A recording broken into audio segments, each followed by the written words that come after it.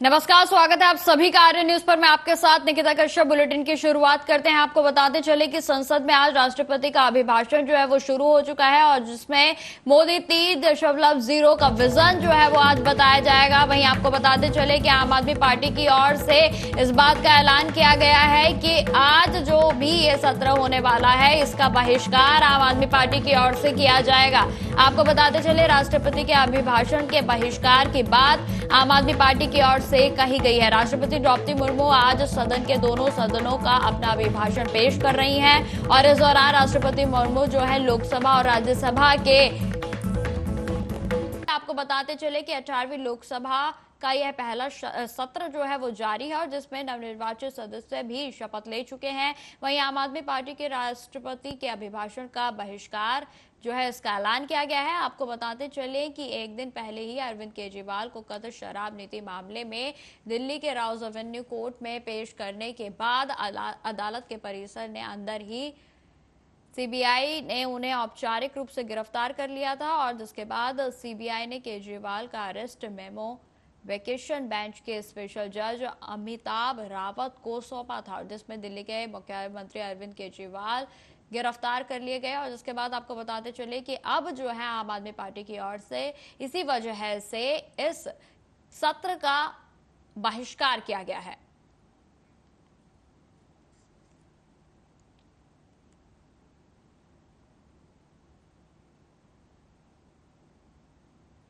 खबरों में आगे बढ़ते हैं। राष्ट्रीय राजधानी सहित एनसीआर के शहरों में मौसम का मिजाज जो है वो बदल चुका है। आपको बताते चले कि आज सुबह से ही दिल्ली के सरिता विहार, आरके पुरम और वनिकापुर के साथ साथ जो है कई इलाकों में झमाझम बारिश हो रही है और इससे मौसम भी सुहावना हो गया है। साथ ही आपको बताते चले कि लोगों को गर्मी से राहत मिली है। वहीं नोएडा की भी बात की जाए तो वहां पर भी मौसम जो है वो पूरे तरीके से बदल चुका है, जहां पर जोरदार बारिश हो रही है। इससे पहले सुबह से आसमान में काले बादल मंडरा रहे थे और इससे तापमान में गिरावट दर्ज की गई और इसके साथ ही 25 से 35 किलोमीटर प्रति घंटे की रफ्तार से हवाएं चल रही हैं। आपको बताते चले कि मौसम विभाग के मुताबिक शुक्रवार को भी ऐसा ही मौसम बना रहेगा। वहीं शनिवार से तेज बारिश होने के आसार बताए गए हैं और साथ ही साथ रविवार के लिए ऑरेंज अलर्ट को भी जारी किया गया है। आपको बताते चले कि एक दिन मानसून की दस्तक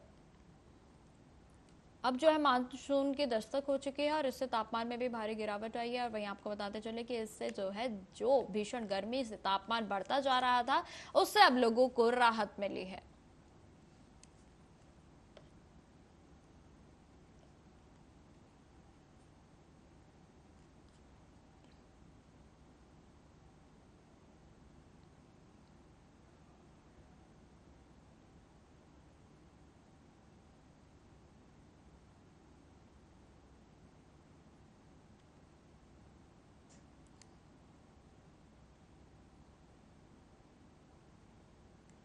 खबरों में आगे बढ़ते हैं। अब खबर जम्मू कश्मीर से है, जहां आपको बताते चले कि डोडा जिले के एक वन क्षेत्र में आज बुधवार को सुरक्षा बलों और आतंकवादियों के बीच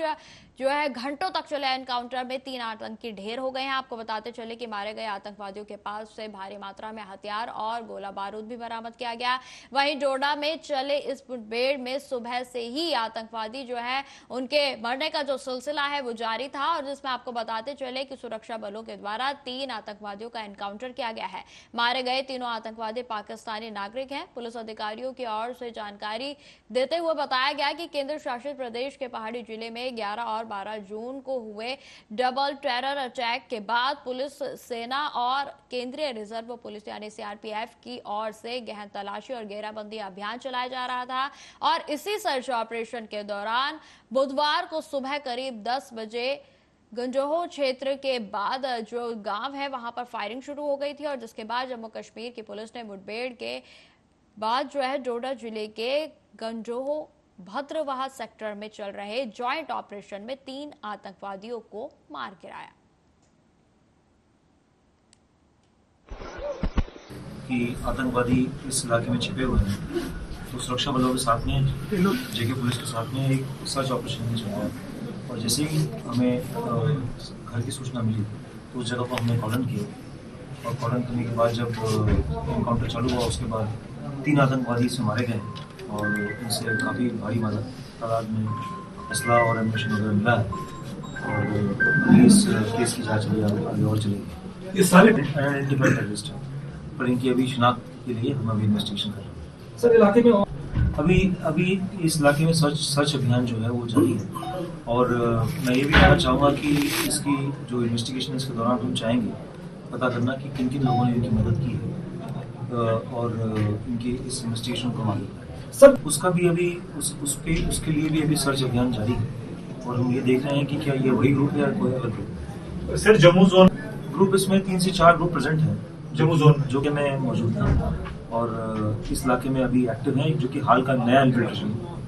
सर इसके अलावा जैसे 2-3 ग्रुप्स वहाँ मौजूद हैं तो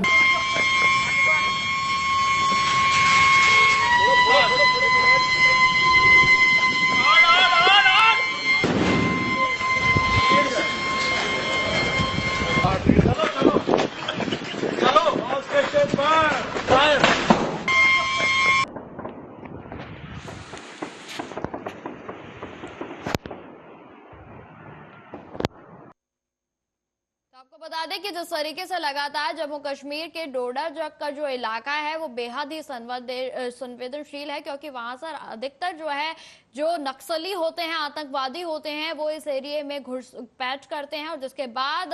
जो आम नागरिक वहां पर रहते हैं उनको शिकार बनाया जाता है। और बीते दिनों की बात की जाए तो डोडा में आतंकवादी हमले भी हुए थे और जिसमें कई लोगों को, रिहायशी जो लोग हैं उनको भी शिकार बनाया गया था और जिसमें कई लोगों के मौत की खबर भी सामने आई थी। वहीं आपको बताते चले कि आज जो है सुरक्षा बलों और आतंकवादियों के बीच मुठभेड़ हुई और जिसमें सुरक्षा बलों को एक बड़ी सफलता हासिल हुई है, जिसमें 3 आतंकवादियों को ढेर कर दिया गया। वहीं आपको बताते चले कि जो मारे गए आतंकवादी हैं उनके पास बड़ी मात्रा में गोला बारूद बरामद किया गया है और जिसमें एक AK-47 भी शामिल है। तो डोडा में जो है अधिकतर इस तरीके की संवेदनशील जो गतिविधियां हैं वो अधिकतर होती रहती हैं और इसी बीच जो है सुरक्षा बलों को एक बड़ी कामयाबी हासिल हुई है, जिसमें कि आपको बताते चले कि 3 आतंकवादियों को सुरक्षा बलों के द्वारा ढेर कर दिया गया। और इसी खबर पर अधिक जानकारी के साथ रईस रिजवानी हमारे साथ जुड़ गए हैं। तो रईस, जिस तरीके से एनकाउंटर किया गया है इसको लेकर क्या कुछ ताजा अपडेट सामने आ रहा है?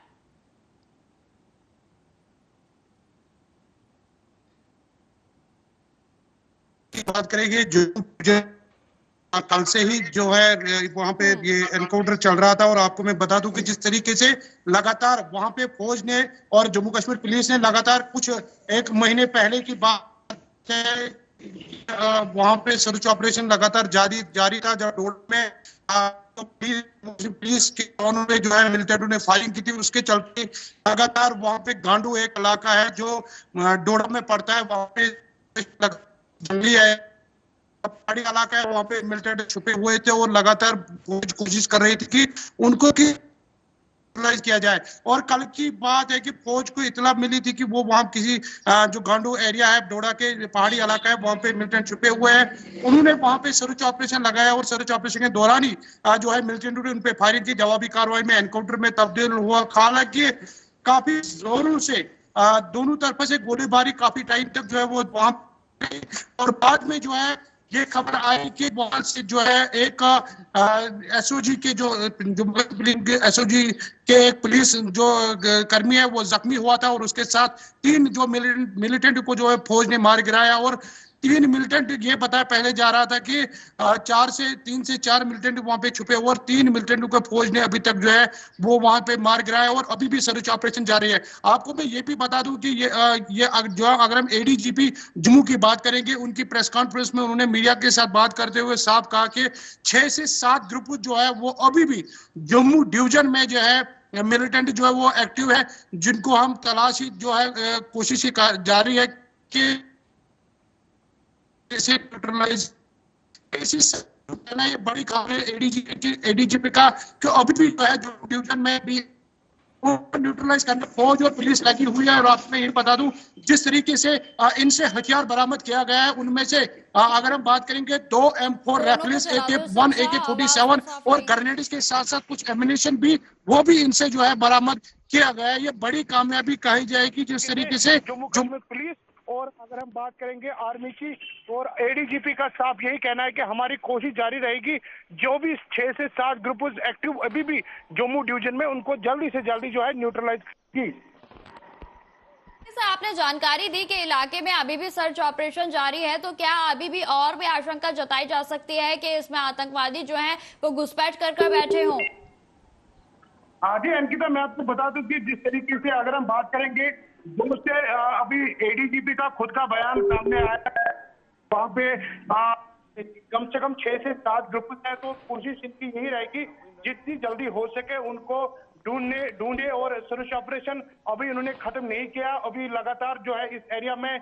जिस तरीके से इससे पहले भी खबरें आई थी इसी एरिया से कि जब उन्होंने अटैक किया था, अब अभी भी वहां पे जो है सर्च ऑपरेशन, पहाड़ी इलाका है वहां पे अभी फौज और पुलिस कर रही है, मगर जो फायरिंग का सिलसिला है वो खत्म हो चुका है और मिलिटेंट इसकी जो डेड बॉडीज है उनको रिकवर किया गया, उनको वहां से जिस पहाड़ी इलाकों में, पहाड़ी जंगलात में ये इनकी जो है मौत हुई थी, जो मार गिराए थे फौज ने, उनकी डेड बॉडी जो है अभी मगर आइडेंटिफाई करना बाकी है कि उनका नाम अभी तक आइडेंटिफाई नहीं हुआ है, अलबत्त डेड बॉडी जो है वो पुलिस ने रिकवर किया है। जी जी रईस, जिस तरीके से आपने जानकारी दी कि जो आतंकवादी हैं उनके पास से भारी मात्रा में हथियार और गोला बारूद भी जो है बरामद किए गए हैं, और क्या क्या चीजें हैं जो उनके साथ बरामद हुई हैं? अंकिता, मैं आपको बता दूं कि अभी ये खबर आ रही है कि 2 M4 राइफल्स, 1 AK-47 और ग्रेनेड्स के साथ साथ कुछ जो गोलियां होती है, एम्यूनिशन, वो भी इनसे रिकवर किया गया है। इन 3 मिलिटेंट जिनको फौज ने मार गिराया है, अभी जो है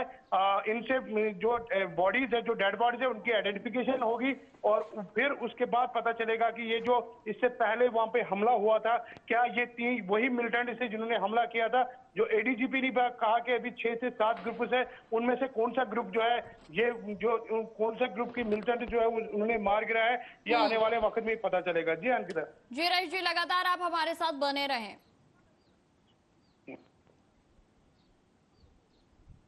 खबरों में आगे बढ़ते हैं। आगामी अमरनाथ यात्रा की तैयारियों को लेकर जिला पुलिस कुलगाम ने अन्य सुरक्षा बलों के साथ मिलकर आज कुलगाम जिले में विभिन्न स्थानों पर व्यापक मॉक ड्रिल का आयोजन किया गया, और इस ड्रिल का उद्देश्य यात्रा के सुचारू और सुरक्षित संचालन को सुनिश्चित करने के लिए जिम्मेदार विभिन्न एजेंसियों के बीच तैयारियों और समन्वय का आकलन करना था। आपको बताते चले कि इसी मुद्दे पर एसएसपी कुलगाम साहिल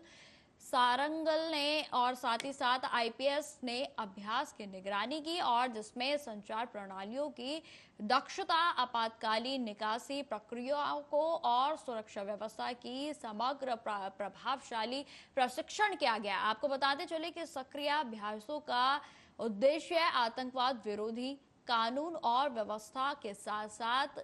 आईईडी विरोधी प्रोटोकॉल सहित प्रमुख सुरक्षा उपायों का ध्यान केंद्रित करना है, और साथ ही साथ मॉक ड्रिल के जरिए जो है जिस तरीके से अब आगामी दिनों में अमरनाथ की यात्रा होनी है उसको सुचारू ढंग से चलाने का उद्देश्य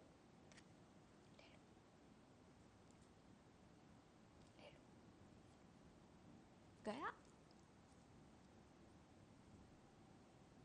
तो आपको बताते चले कि कुलगाम में मॉक ड्रिल की गई है, और जिसका उद्देश्य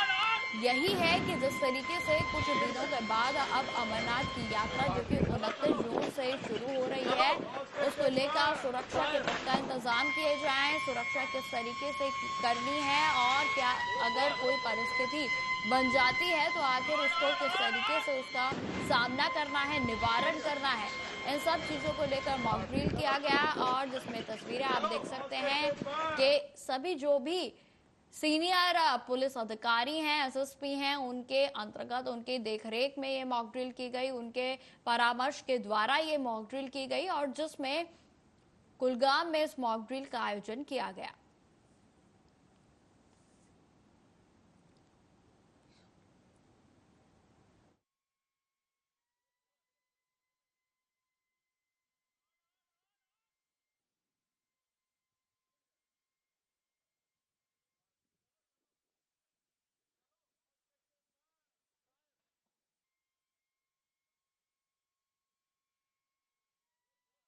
रहे हैं कुलगाम में, जहां जम्मू कश्मीर में देखिए अधिकतर जो है संवेदनशील हालात बने रहते हैं और जिसको लेकर सुरक्षा बलों के कंधे पर एक बहुत बड़ी जिम्मेदारी होती है। और जिसके चलते आपको बता दें कि आज जो है सुरक्षा बलों की ओर से मॉक ड्रिल का अभ्यास किया गया, क्योंकि देखिए ये जो जवान होते हैं उनके सामने कभी भी कोई भी परिस्थिति जो है वो बन सकती है और जिसको लेकर अभ्यास जो है वो बेहद ही जरूरी होता है। वहीं आपको यह भी बताते चले कि यह जो मॉक ड्रिल की गई है यह सीनियर्स के परामर्श के साथ की गई और साथ ही साथ उनके एडवाइसों को फॉलो करते हुए इस मॉक ड्रिल का अभ्यास किया गया, जिसमें कि आप देख सकते हैं कि पूरे तरीके से जो सिचुएशंस हैं उनको पहले क्रिएट किया गया और जिसके बाद उनका किस तरीके से निवारण करना है, आखिर यह परिस्थिति बन जाए तो उसमें सूझबूझ के साथ किस तरीके से कार्रवाई करनी है, जवाबदेही कार्रवाई करनी है, उन सभी को लेकर यह मॉक ड्रिल किया गया। आपको बता दें कि आगामी 29 जून को अमरनाथ का पहला जत्था जो है वो रवाना होगा और जिसको लेकर इस तरीके का अभ्यास जो है वो बेहद जरूरी भी है, क्योंकि किस समय क्या परिस्थिति बन जाए ये बेहद ही गंभीर है कहना कि आखिर अगले पल में जम्मू कश्मीर की घाटी में क्या होगा।